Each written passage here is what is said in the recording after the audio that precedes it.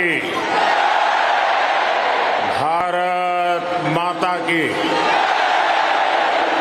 भारत माता की। नमस्ते यूएस।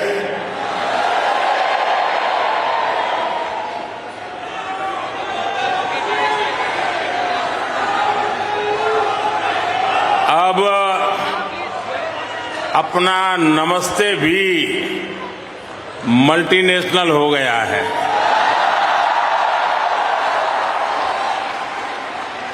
लोकल से ग्लोबल हो गया।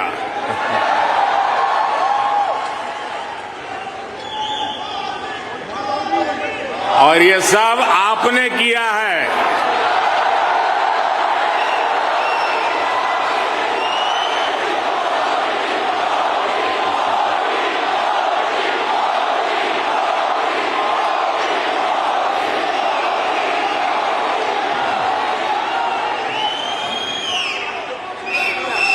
अपने दिल में भारत को बसाकर रखने वाले हर भारतीय ने ये किया है। साथियों, यहां आप इतनी दूर दूर से आए हैं। कुछ पुराने चेहरे हैं, कुछ नए चेहरे हैं। आपका यह प्यार, ये मेरा बहुत बड़ा सौभाग्य है।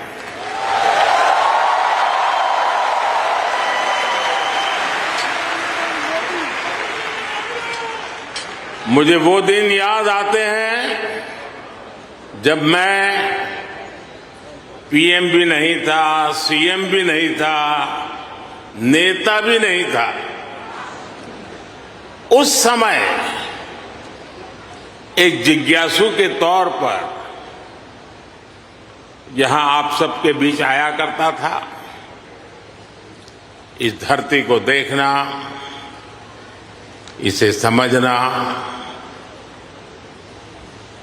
मन में कितने ही सवाल लेकर के आता था। जब मैं किसी पद पर नहीं था, उससे पहले भी मैं अमेरिका के करीब करीब 29 स्टेट्स में दौरा कर चुका था।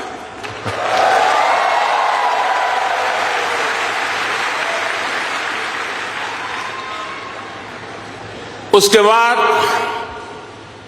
जब मैं सीएम बना तो टेक्नोलॉजी के माध्यम से आपके साथ जुड़ने का सिलसिला जारी रहा।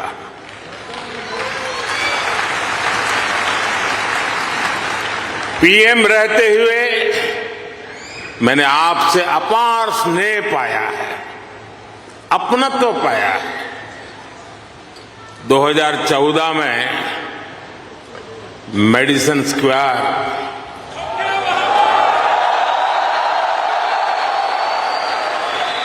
2015 में सैन होसे,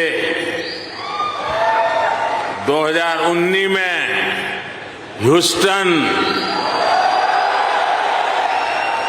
2023 में वाशिंगटन और अब 2024 में न्यूयॉर्क।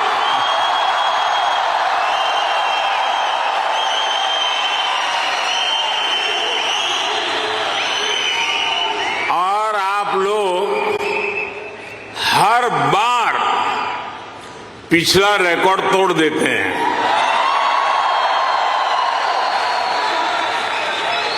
साथियों, मैं हमेशा से आपके सामर्थ्य को, भारतीय डायस्पोरा के सामर्थ्य को समझता रहा हूं। जब मेरे पास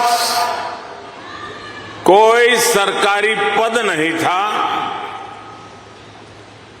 तब भी समझता था और आज भी समझता हूं।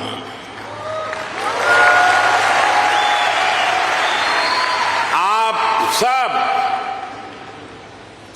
मेरे लिए हमेशा से भारत के सबसे मजबूत ब्रांड एम्बेसडर रहे हैं।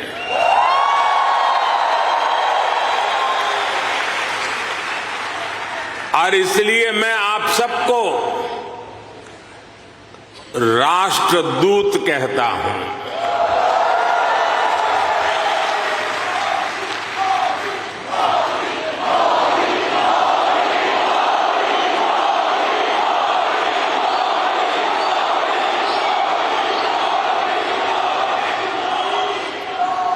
आपने अमेरिका को भारत से और भारत को अमेरिका से कनेक्ट किया है। आपका स्किल, आपका टैलेंट, आपका कमिटमेंट, इसका कोई मुकाबला नहीं है।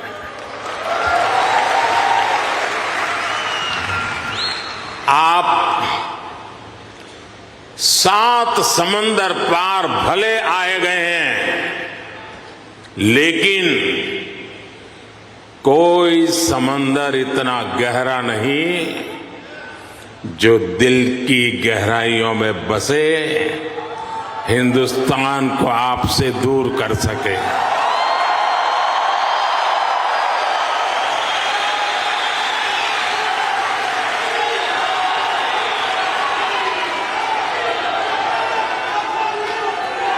मां भारती ने जो हमें सिखाया है वो हम कभी भी भूल नहीं सकते। हम जहां भी जाते हैं सबको परिवार मानकर उनसे घुल मिल जाते हैं। डायवर्सिटी को समझना, डायवर्सिटी को जीना, उसे अपने जीवन में उतारना, ये हमारे संस्कारों में है, हमारी रगों में है।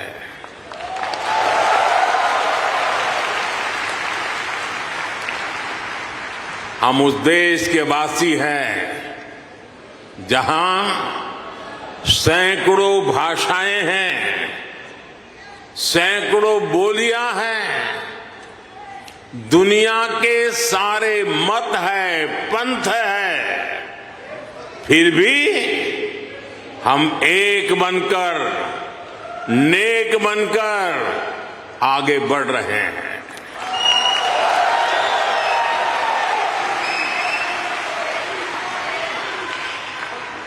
यहां इस हॉल में ही देखिए, कोई तमिल बोलता है, कोई तेलुगु, कोई मलयालम, तो कोई कन्नड़ा, कोई पंजाबी, तो कोई मराठी और तो कोई गुजराती।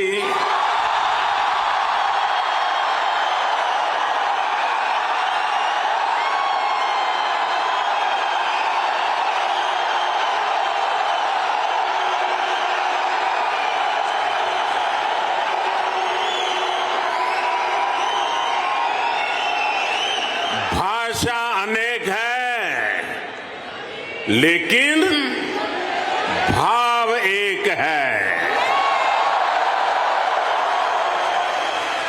और वो भाव है भारत माता की। वो भाव है भारतीयता। दुनिया के साथ जुड़ने के लिए ये हमारी सबसे बड़ी स्ट्रेंथ है, सबसे बड़ी ताकत है। यही वैल्यूज हमें सहज रूप से ही विश्व बंधु बनाती है।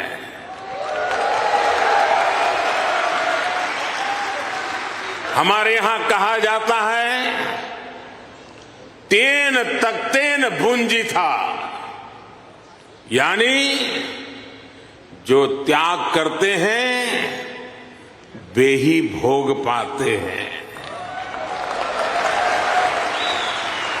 हम दूसरों का भला करके, त्याग करके सुख पाते हैं और हम किसी भी देश में रहे, ये भावना नहीं बदलती है। हम जिस सोसाइटी में रहते हैं वहां ज्यादा से ज्यादा योगदान करते हैं। यहां अमेरिका में आपने डॉक्टर्स के रूप में, रिसर्चर्स के रूप में, टेक प्रोफेशनल्स के रूप में, साइंटिस्ट के रूप में या दूसरे प्रोफेशंस में जो परचम लहराया हुआ है वो इसी का प्रतीक है। अभी कुछ समय पहले ही तो यहां T20 क्रिकेट वर्ल्ड कप हुआ था।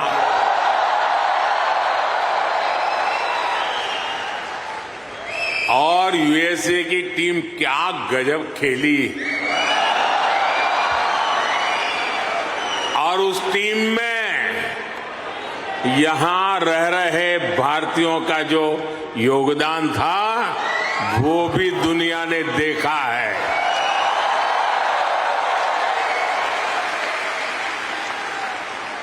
साथियों, दुनिया के लिए AI का मतलब है आर्टिफिशियल इंटेलिजेंस, लेकिन मैं मानता हूं कि AI का मतलब है अमेरिकन इंडियन,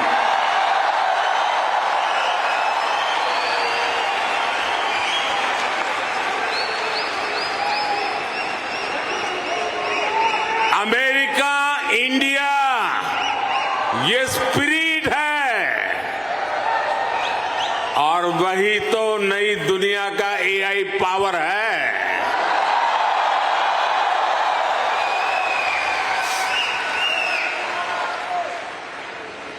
यही AI स्पिरिट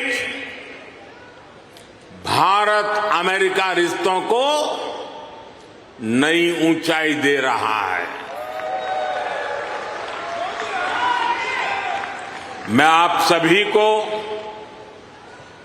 इंडियन डायस्पोरा को सैल्यूट करता हूं।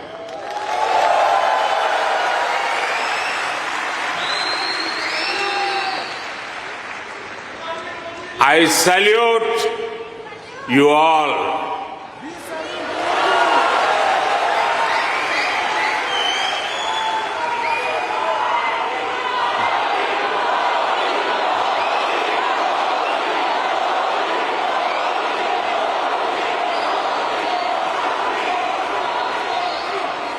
साथियों, मैं दुनिया में जहां भी जाता हूं, हर लीडर के मुंह से भारतीय डायस्पोरा की तारीफ ही सुनता हूं।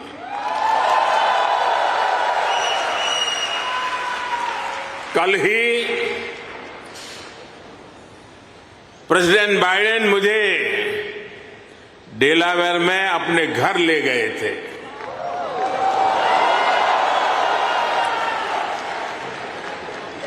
उनकी आत्मीयता, उनकी गर्मजोशी मेरे लिए दिल छू लेने वाला मोमेंट रहा।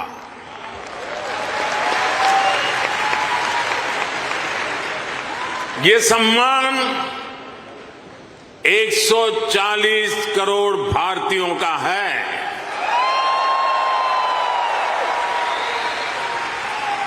ये सम्मान आपका है, आपके पुरुषार्थ का है। ये सम्मान यहां रहने वाले लाखों भारतीयों का है।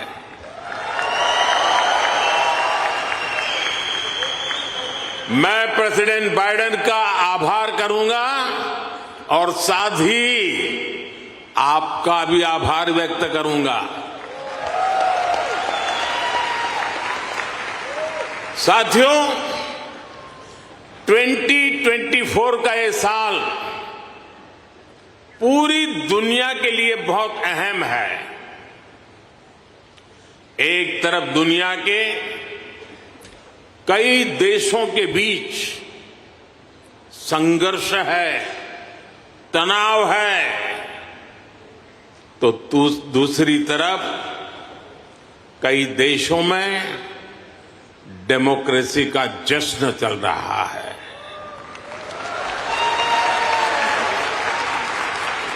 भारत और अमेरिका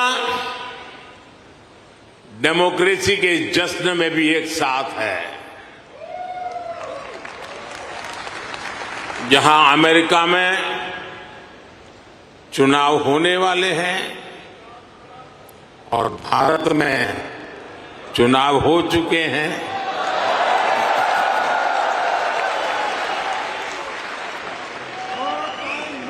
भारत में हुए ये इलेक्शन ह्यूमन हिस्ट्री के अब तक के सबसे बड़े चुनाव थे।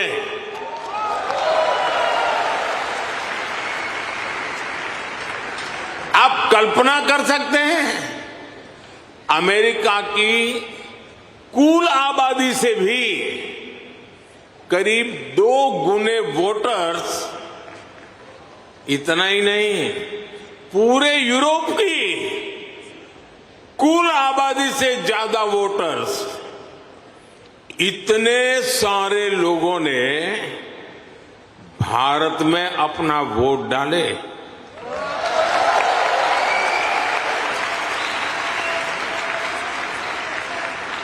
जब हम भारत की डेमोक्रेसी का उसका स्केल देखते हैं तो और भी गर्व होता है।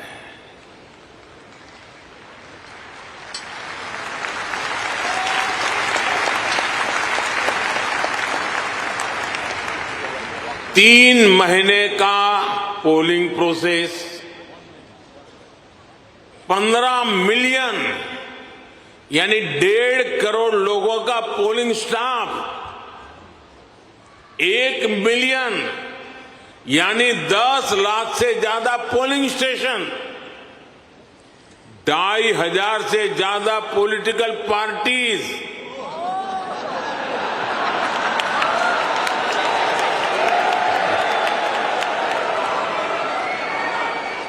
8,000 से ज्यादा कैंडिडेट्स, अलग अलग भाषाओं के हजारों न्यूज़पेपर्स, सैकड़ों रेडियो स्टेशन, सैकड़ों टीवी न्यूज चैनल, करोड़ों सोशल मीडिया अकाउंट्स, लाखों सोशल मीडिया चैनल्स, ये सब भारत की डेमोक्रेसी को वाइब्रेंट बनाते हैं।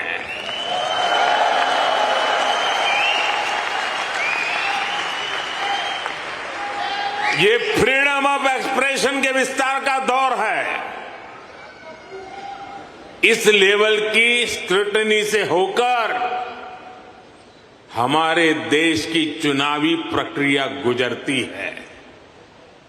और साथियों, इस लंबी चुनावी प्रक्रिया से गुजरकर इस बार भारत में कुछ अभूतपूर्व हुआ है। क्या हुआ है? क्या हुआ है? क्या हुआ है? क्या हुआ है? अब की बार, अब की बार, अब की बार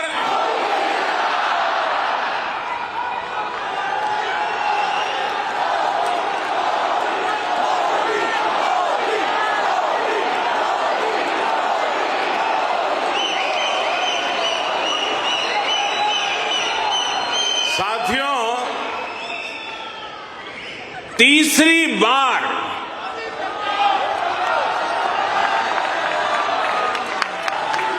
हमारी सरकार की वापसी हुई है।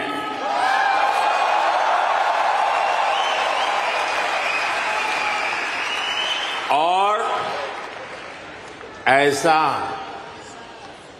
पिछले 60 सालों में भारत में नहीं हुआ था।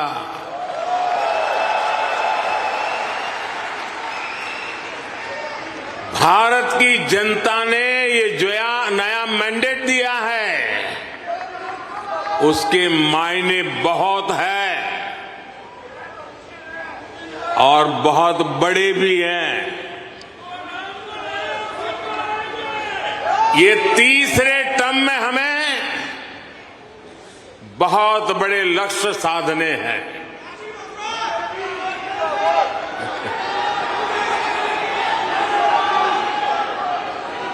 हमें 3 गुना ताकत और 3 गुना गति के साथ आगे बढ़ना है।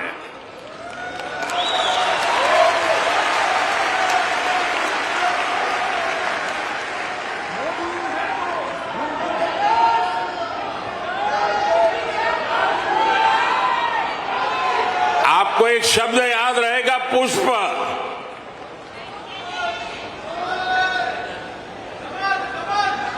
हाँ, कमल मान लीजिए, मुझे इतराज नहीं है।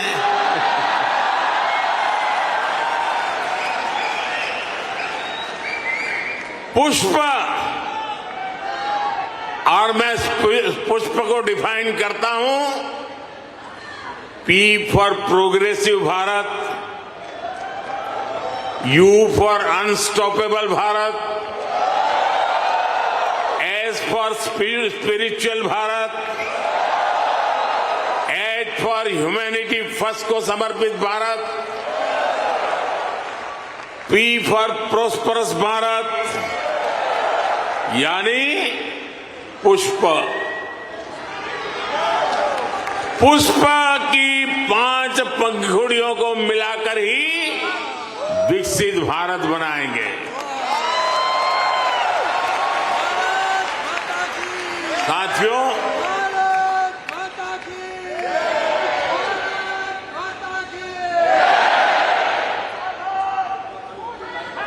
मैं भारत का पहला प्रधानमंत्री हूं जिसका जन्म आजादी के बाद हुआ।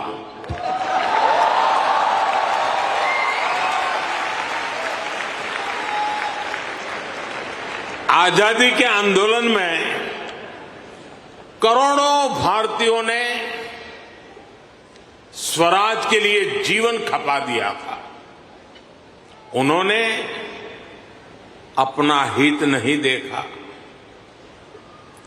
अपने कंफर्ट जोन की चिंता नहीं की। वो तो बस देश की आजादी के लिए सब कुछ भूलकर अंग्रेजों से लड़ने चल पड़े थे। उस सफर में किसी को फांसी का फंदा मिला, किसी के शरीर को गोलियों से भून दिया गया, कोई यातनाएं सहते हुए जेल में ही गुजर गया, कईयों की जवानी जिंदगी जेल में खप गई। साथियों, हम देश के लिए मर नहीं पाए, लेकिन हम देश के लिए जरूर जी सकते हैं।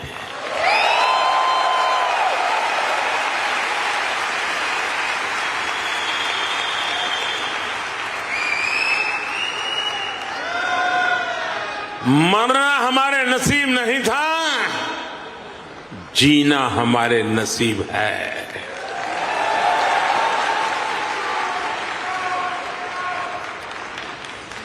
पहले दिन से मेरा मन और मेरा मिशन एकदम क्लियर रहा है। मैं स्वराज के लिए जीवन नहीं दे पाया, लेकिन मैंने तय किया सुराज और समृद्ध भारत के लिए जीवन समर्पित करूंगा।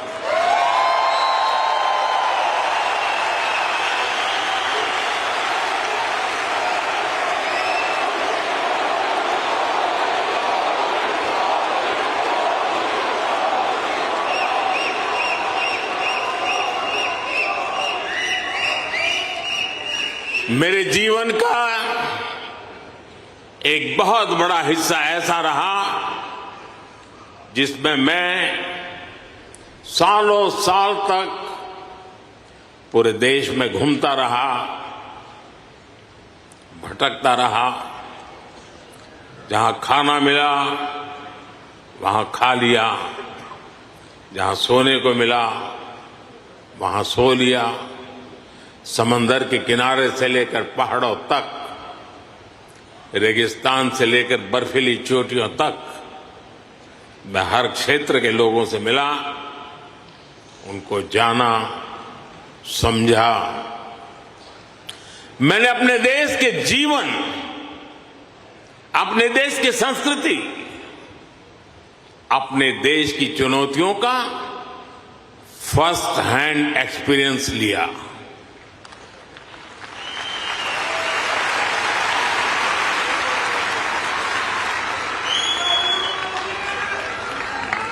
वो भी एक वक्त था जब मैंने अपनी दिशा कुछ और तय की थी, लेकिन नियति ने मुझे राजनीति में पहुंचा दिया।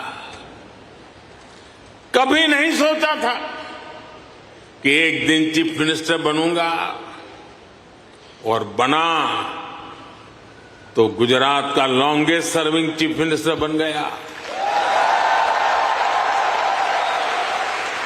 13 साल तक गुजरात का चीफ मिनिस्टर रहा। इसके बाद लोगों ने प्रमोशन देकर मुझे प्राइम मिनिस्टर बना दिया।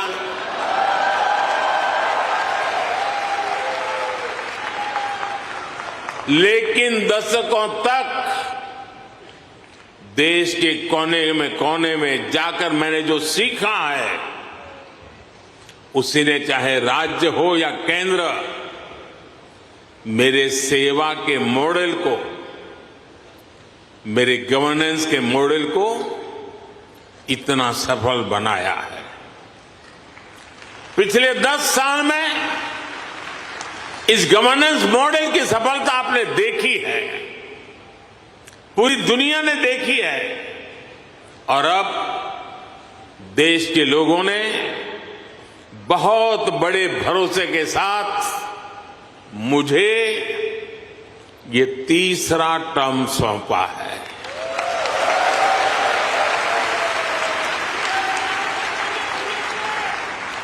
ये थर्ड टर्म में मैं 3 गुना ज्यादा दायित्व बोध के साथ आगे बढ़ रहा हूं। साथियों, आज भारत दुनिया के सबसे युवा देशों में से एक है। भारत एनर्जी से भरा हुआ है, सपनों से भरा हुआ है। रोज नए कीर्तिमान, हर रोज नई खबर। आज ही एक और बहुत अच्छी खबर मिली है। चेस ओलंपियाड में मेंस और वुमेन्स दोनों में भारत को गोल्ड मिला है।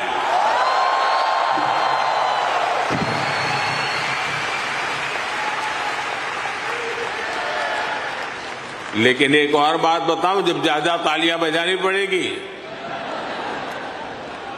ये लगभग 100 साल के इतिहास में पहली बार हुआ है।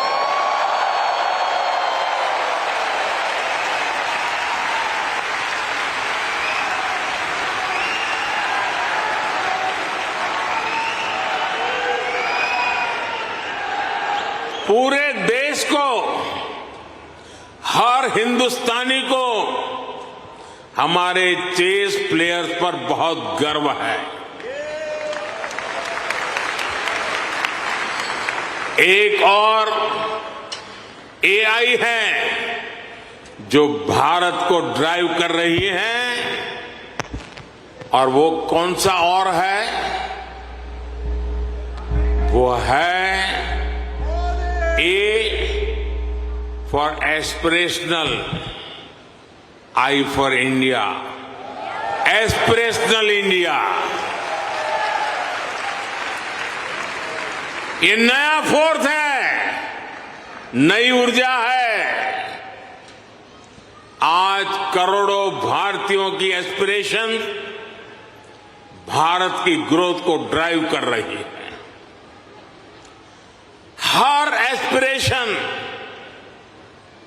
नए अचीवमेंट को जन्म देती है, और हर अचीवमेंट नए एस्पिरेशन के लिए खाद पानी बन रही है। एक दशक में भारत 10वें नंबर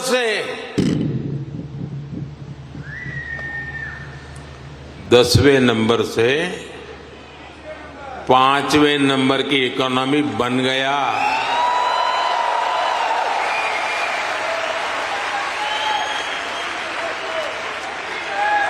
अब हर भारतीय चाहता है कि भारत जल्दी से 3rd लार्जेस्ट इकोनॉमी बने।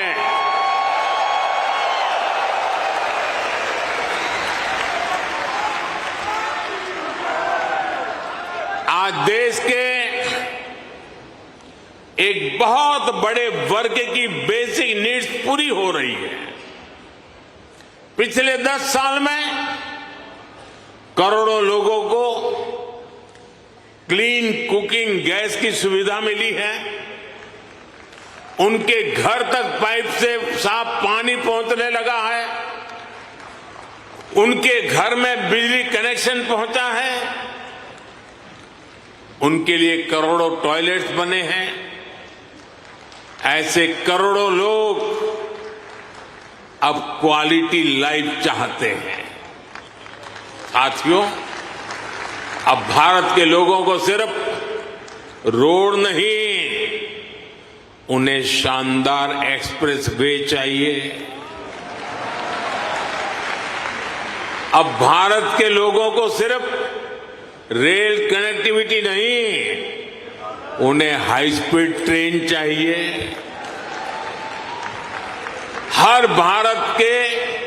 भारत के हर शहर की अपेक्षा है उसके यहां मेट्रो चले। भारत के हर शहर की अपेक्षा है उसका अपना एयरपोर्ट हो। देश का हर नागरिक, हर गांव शहर चाहता है कि उसके यहां दुनिया की बेस्ट सुविधाएं हो, और इसका नतीजा हम देख रहे हैं। 2014 में भारत के सिर्फ 5 शहरों में मेट्रो थी। आज 23 शहरों में मेट्रो है। आज दुनिया का दूसरा सबसे बड़ा मेट्रो नेटवर्क भारत में है, और इसका हर दिन विस्तार हो रहा है। साथियों, 2014 में भारत के सिर्फ 70 शहरों में, 70 शहरों में एयरपोर्ट्स थे। आज 140 से ज्यादा शहरों में एयरपोर्ट्स है।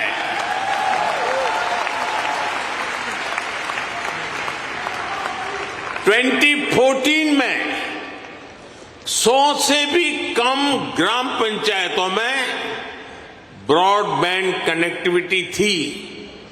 100 से भी कम। आज 2 लाख से भी ज्यादा पंचायतों में ब्रॉडबैंड कनेक्टिविटी है।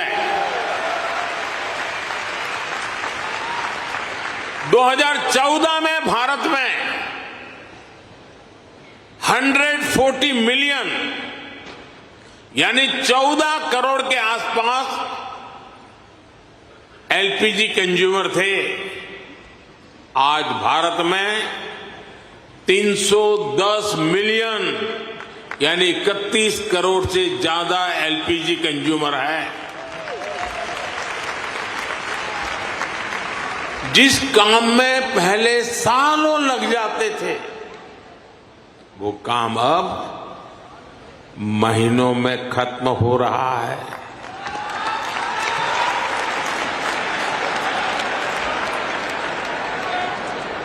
आज भारत के लोगों में एक आत्मविश्वास है, एक संकल्प है, मंजिल तक पहुंचने का इरादा है। भारत में डेवलपमेंट एक पीपल्स मूवमेंट बन रहा है और हर भारतीय विकास के इस मूवमेंट में बराबर का पार्टनर बन गया है। उसे भरोसा है भारत की सफलता पर, भारत की उपलब्धियों पर। साथियों, भारत आज लैंड ऑफ अपॉर्चुनिटीज है, अवसरों की धरती है।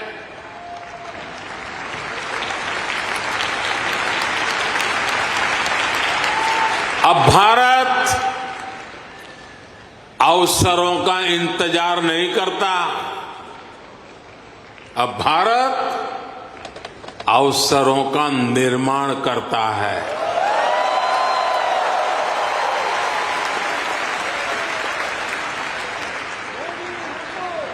बीते 10 साल में भारत ने हर सेक्टर में अपॉर्चुनिटीज का एक नया लॉन्चिंग पैड तैयार किया है। आप देखिए, सिर्फ 1 दशक में ही, और ये बात आप सबको गर्व देगी, सिर्फ 1 दशक में ही 25 करोड़ लोग, 1 दशक में ही 25 करोड़ लोग गरीबी से बाहर निकले हैं।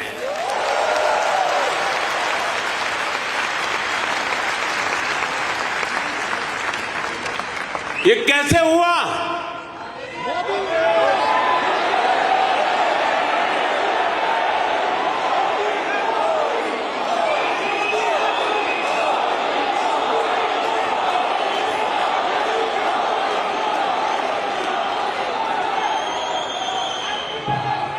ये इसलिए हुआ, हमने पुरानी सोच बदली, अप्रोच बदली।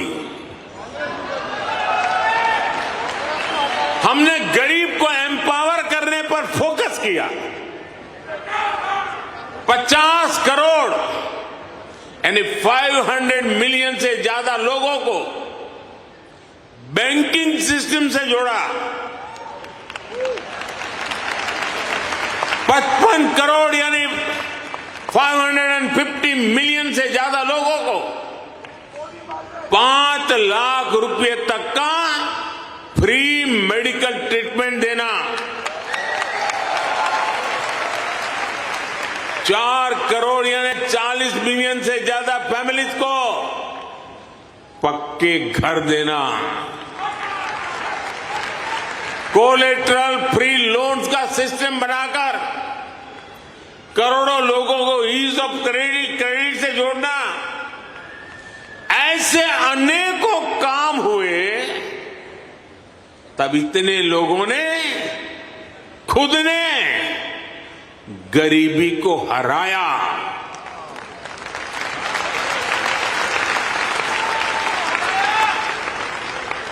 और वो गरीबी से निकल करके आज यही नियो मिडिल क्लास भारत के डेवलपमेंट को तेज गति दे रहा है। साथियों, हमने विमेन वेलफेयर के साथ ही विमेन लेड डेवलपमेंट पर फोकस किया है। सरकार ने जो करोड़ों घर बनवाए, उनकी रजिस्ट्री महिलाओं के नाम हुई है।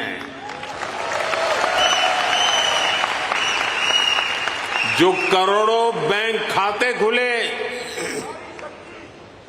उसमें आधे से ज्यादा खाते महिलाओं के खाते खुले। 10 साल में भारत की 10 करोड़ महिलाएं माइक्रो एंटरप्रेन्योरशिप स्कीम से जुड़ी हैं।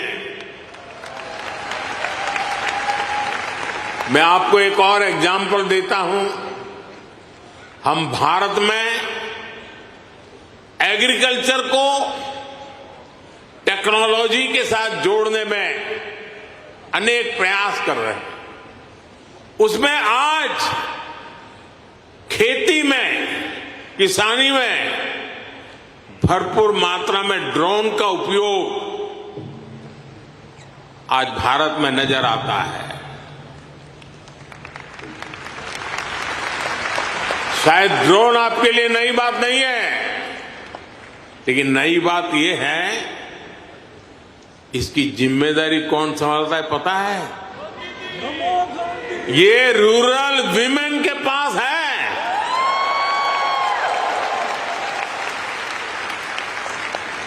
हम हजारों महिलाओं को ड्रोन पायलट्स बना रहे हैं।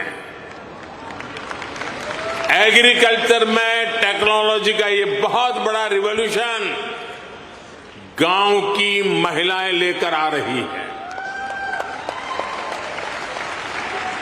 साथियों, जो एरियाज पहले निग्लेक्टेड थे, वो आज देश की प्रायोरिटी है। आज भारत जितना कनेक्टेड है, उतना पहले कभी नहीं रहा। आप हैरान होंगे, आज भारत का 5G मार्केट, बताऊं? बुरा नहीं लगेगा ना? आज भारत का 5G मार्केट अमेरिका से भी बड़ा हो चुका है।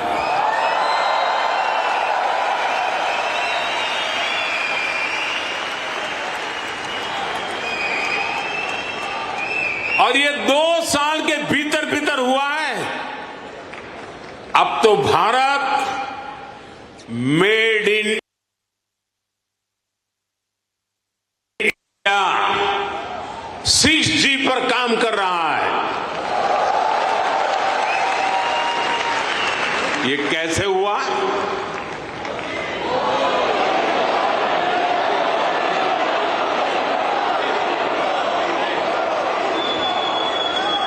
ये इसलिए हुआ क्योंकि हमने इस सेक्टर को आगे बढ़ाने के लिए पॉलिसीज बनाई। हमने मेड इन इंडिया टेक्नोलॉजी पर काम किया। हमने सस्ते डेटा पर मोबाइल फोन मैन्युफैक्चरिंग पर फोकस किया। आज दुनिया का करीब करीब हर बड़ा mobile brand made in India है। आज भारत दुनिया का दूसरा सबसे बड़ा मोबाइल मैन्युफैक्चरर है।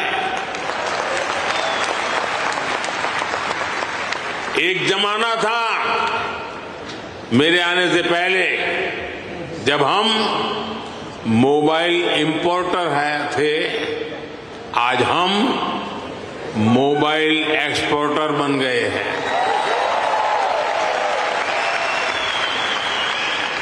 साथियों, अब भारत पीछे नहीं चलता। अब भारत नई व्यवस्थाएं बनाता है। अब भारत नेतृत्व करता है।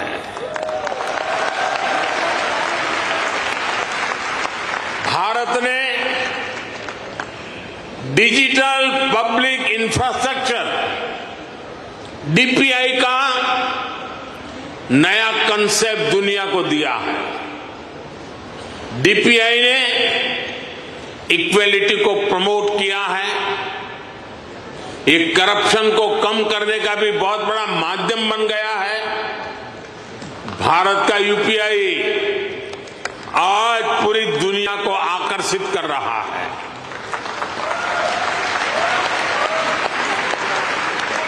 आपकी जेब में वॉलेट है, लेकिन भारत में लोगों की जेब के साथ ही फोन में वॉलेट है, ई वॉलेट है। अनेक भारतीय अब अपने डॉक्यूमेंट्स फिजिकल फोल्डर्स में नहीं रखते, उनके पास डिजी लॉकर है। वो एयरपोर्ट में जाते हैं तो डिजी यात्रा से सीमलेस ट्रैवल करते हैं। ये digital public infrastructure jobs, innovation और इससे जुड़ी हर टेक्नोलॉजी का लॉन्चिंग पैड बन गया है। साथियों,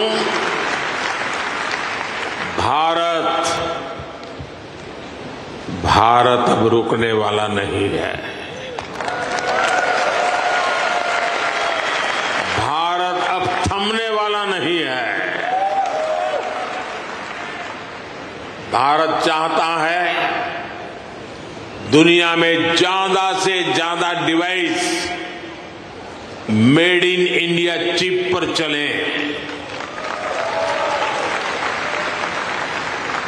हमने सेमीकंडक्टर सेक्टर को भी भारत की तेज ग्रोथ का आधार बनाया है। पिछले साल जून में भारत ने सेमीकंडक्टर सेक्टर के लिए इंसेंटिव घोषित किए थे। इसके कुछ ही महीनों बाद माइक्रोन की पहली सेमीकंडक्टर यूनिट का शिलान्यास भी हो गया।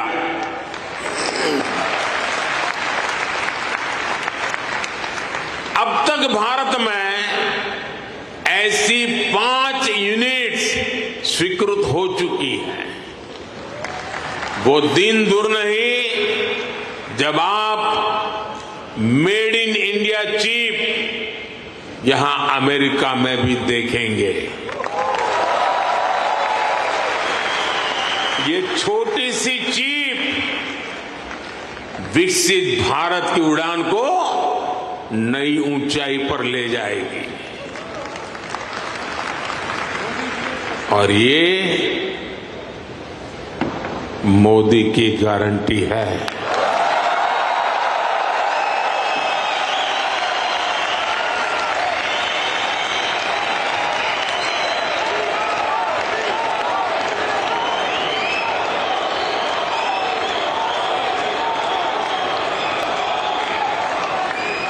साथियों, आज भारत में रिफॉर्म्स के लिए जो कन्विक्शन, जो कमिटमेंट है, वो अभूतपूर्व है।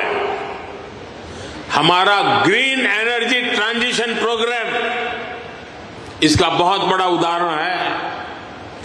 दुनिया की 17% पॉपुलेशन होने के बावजूद ग्लोबल कार्बन एमिशन में भारत की हिस्सेदारी सिर्फ 4% है। दुनिया को बर्बाद करने में हमारा कोई रोल नहीं है।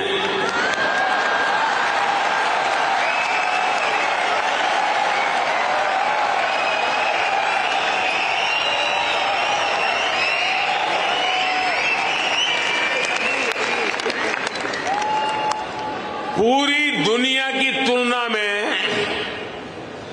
एक तरह से यानी कह सकते हैं ना के बराबर है। हम भी सिर्फ कार्बन फ्यूल जलाकर अपनी ग्रोथ को सपोर्ट कर सकते थे, लेकिन हमने ग्रीन ट्रांजिशन का रास्ता चुना। प्रकृति प्रेम के हमारे संस्कारों ने हमें गाइड किया, इसलिए हम solar, wind, hydro, green hydrogen और न्यूक्लियर एनर्जी पर इन्वेस्टमेंट कर रहे हैं। आप देखिए, भारत G20 का ऐसा देश है जिसने पेरिस क्लाइमेट गोल्स को सबसे पहले पूरा कर दिया।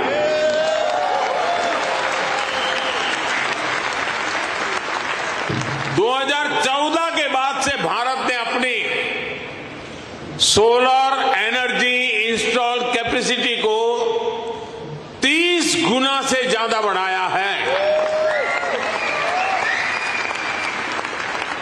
हम देश के हर घर को सोलर पावर होम बनाने में जुटे हैं।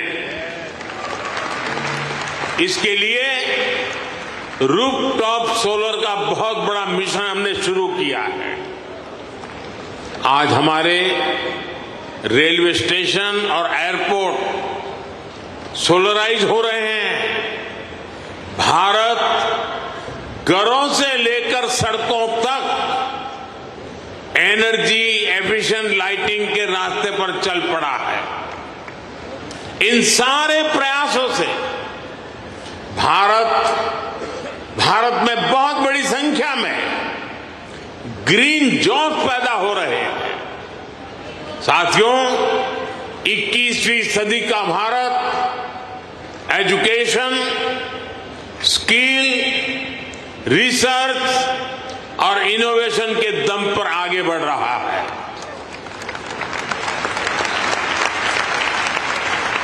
आप सभी नालंदा यूनिवर्सिटी के नाम से परिचित है।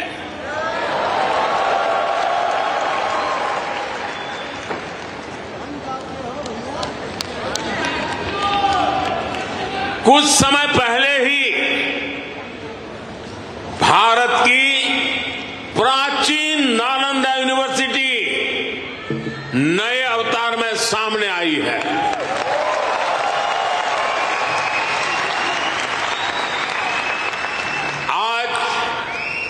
सिर्फ यूनिवर्सिटी को ही नहीं, बल्कि नालंदा स्पिरिट को भी रिवाइव कर रहा है।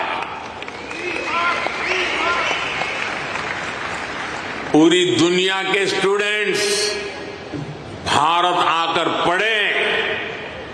हम इस तरह का आधुनिक इकोनॉमिक सिस्टम बना रहे हैं। बीते 10 साल में भारत में, ये भी जरा आप लोगों को याद रखने जैसी बात बताता हूं मैं। बीते 10 साल में भारत में हर सप्ताह एक यूनिवर्सिटी बनी है।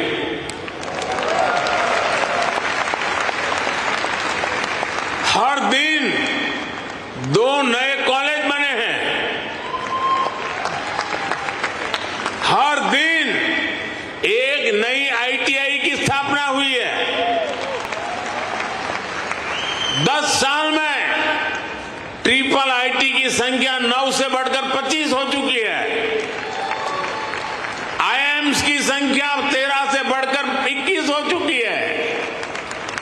एम्स की संख्या 3 गुना बढ़कर 22 हो चुकी है। 10 साल में मेडिकल कॉलेजों की संख्या भी लगभग 2 गुनी हो चुकी है। टॉप ग्लोबल यूनिवर्सिटीज भी आज भारत आ रहे हैं, भारत का नाम है। अभी तक दुनिया ने भारत के डिजाइनर्स का दम देखा, अब दुनिया डिजाइन इन इंडिया का जलवा देखेगी। साथियों, आज हमारी साझेदारी पूरी दुनिया के साथ बढ़ रही है।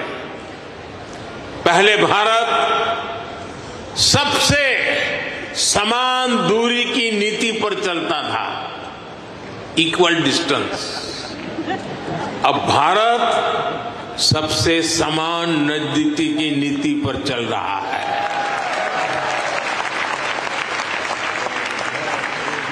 हम ग्लोबल साउथ की भी बुलंद आवाज बन रहे हैं।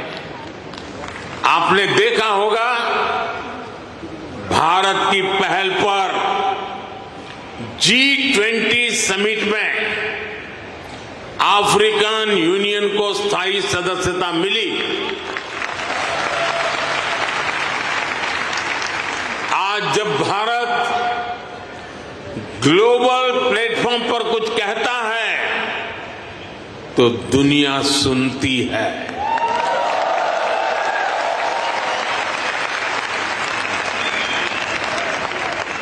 कुछ समय पहले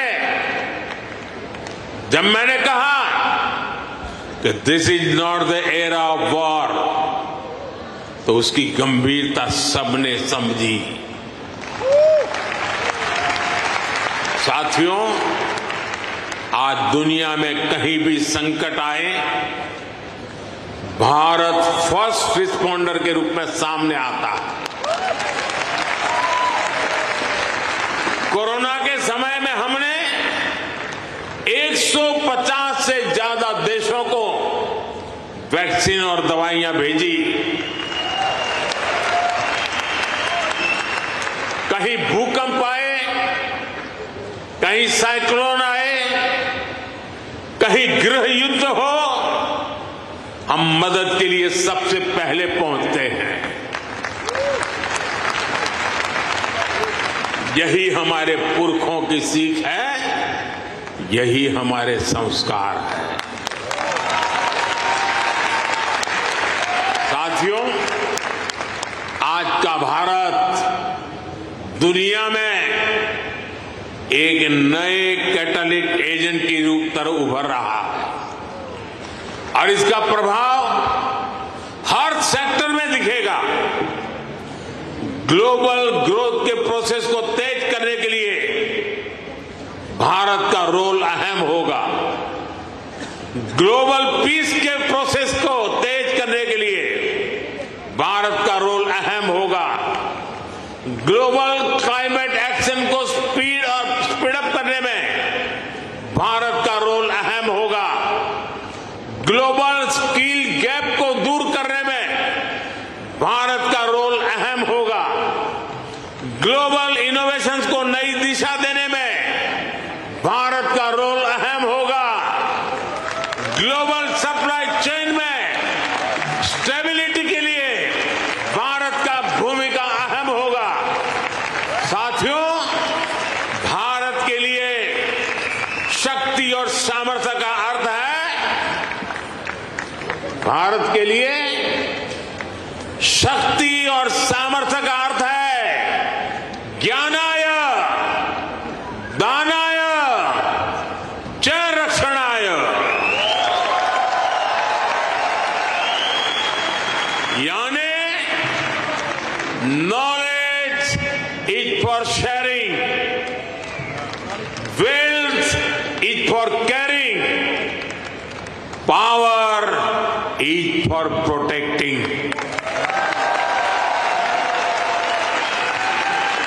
इसलिए भारत की प्राथमिकता दुनिया में अपना दबाव बढ़ाने की नहीं, अपना प्रभाव बढ़ाने की है।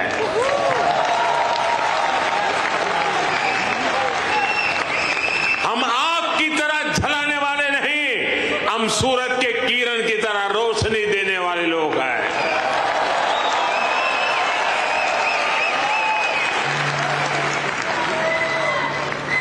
हम विश्व पर अपना दबदबा नहीं चाहते, हम विश्व की समृद्धि में अपना सहयोग बढ़ाना चाहते हैं। योग को बढ़ावा देना हो, सुपर फूड मिलेट्स को बढ़ावा देना हो, मिशन लाइफ यानी लाइफ स्टाइल फॉर एनवायरमेंट का विजन हो, भारत जीडीपी सेंट्रिक ग्रोथ के साथ ही ह्यूमन सेंट्रिक ग्रोथ को भी प्राथमिकता दे रहा है। मेरा आपसे भी आग्रह है, यहां मिशन लाइफ को ज्यादा से ज्यादा प्रमोट करिए। हम अपनी लाइफस्टाइल में थोड़े से बदलाव करके भी पर्यावरण की बहुत मदद कर सकते हैं। शायद आपने सुना होगा और हो सकता है आप में से कुछ लोगों ने इनिशिएटिव लिया भी हो, आजकल भारत में एक पेड़ मां के नाम, अपनी मां को याद करते हुए एक पेड़ लगाना। मां जिंदा है तो साथ ले जाना, मां नहीं है तो तस्वीर ले जाना। एक पेड़ मां के नाम लगाने का अभियान आज देश के हर कोने कोने में चल रहा है और मैं चाहूंगा आप सभी यहां भी ऐसा अभियान चलाएं।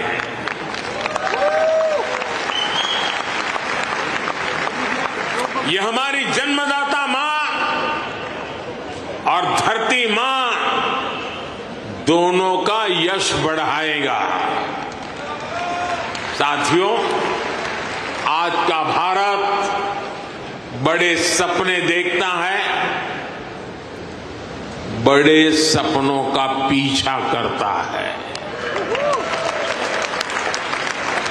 अभी कुछ दिन पहले ही पेरिस ओलंपिक खत्म हुए हैं। अगले ओलंपिक्स का होस्ट यूएसए है। जल्द ही आप भारत में भी ओलंपिक्स के साक्षी बनेंगे।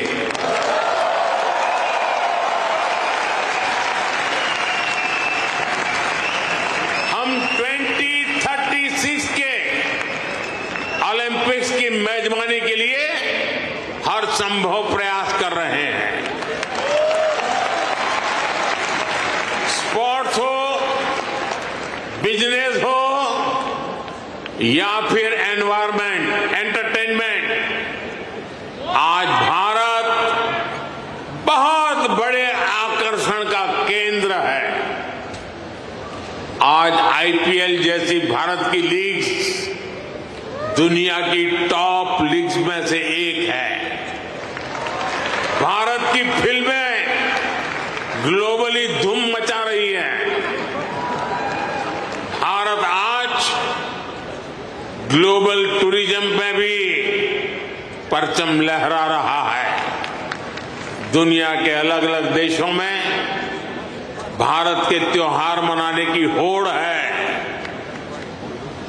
मैं देख रहा हूं इन दिनों हर शहर में लोग नवरात्रि का गरबा सीख रहे हैं।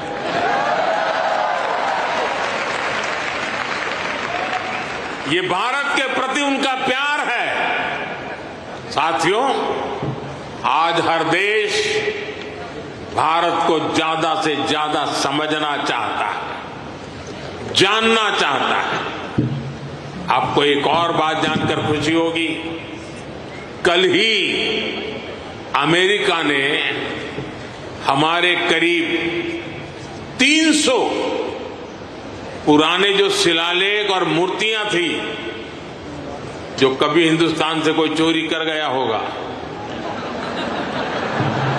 कोई 1500 साल पुरानी, कोई 2000 साल पुरानी, 300 शिलालेख और मूर्तियां भारत को लौटाई है।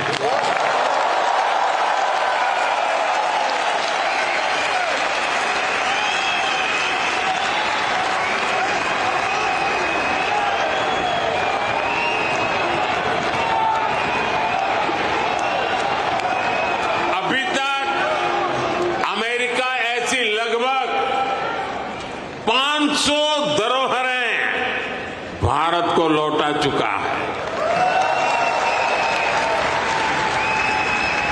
ये कोई छोटी सी चीज लौटाने का विषय नहीं है, ये हमारी हजारों वर्षों की विरासत का सम्मान है, ये भारत का सम्मान है और ये आपका भी सम्मान है। मैं अमेरिका की सरकार का इसके लिए बहुत आभारी हूं। साथियों, भारत और अमेरिका की पार्टनरशिप लगातार मजबूत हो रही है। हमारी पार्टनरशिप ग्लोबल गुड के लिए है। हम हर क्षेत्र में सहयोग बढ़ा रहे हैं और इसमें आपकी सहूलियत का भी ध्यान है।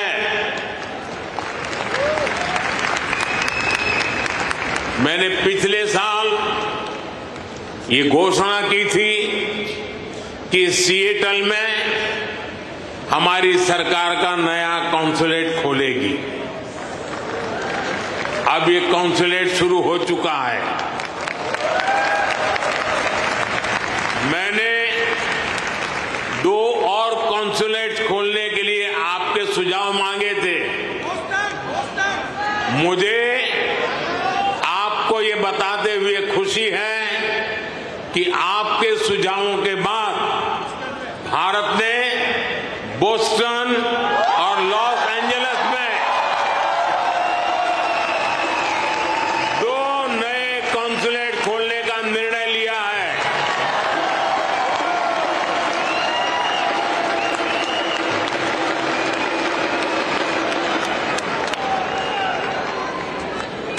मुझे यूनिवर्सिटी ऑफ ह्यूस्टन में Thiruvalluvar chair of Tamil studies को अनाउंस करने की भी खुशी है। इससे महान तमिल संत थिरुवल्लुवर का दर्शन दुनिया तक पहुंचाने में और मदद मिलेगी। साथियों, आपका ये आयोजन वाकई शानदार रहा है। यहां जो कल्चरल प्रोग्राम हुआ वो अद्भुत था। मुझे ये भी बताया गया है कि इस इवेंट के लिए हजारों लोग और भी आना चाहते थे, लेकिन वेन्यू छोटा पड़ गया। जिन साथियों से मैं यहां मिल नहीं पाया, उनसे मैं क्षमा चाहता हूं। उन सभी से अगली बार मुलाकात होगी, किसी और दिन, किसी और वेन्यू पर। लेकिन मैं जानता हूं उत्साह ऐसा ही होगा, जोश ऐसा ही होगा। ऐसे ही स्वस्थ रहे, समृद्ध रहे, भारत अमेरिका दोस्ती को ऐसे ही मजबूत करते रहे। इसी कामना के साथ आप सभी का बहुत बहुत धन्यवाद। मेरे साथ बोलिए भारत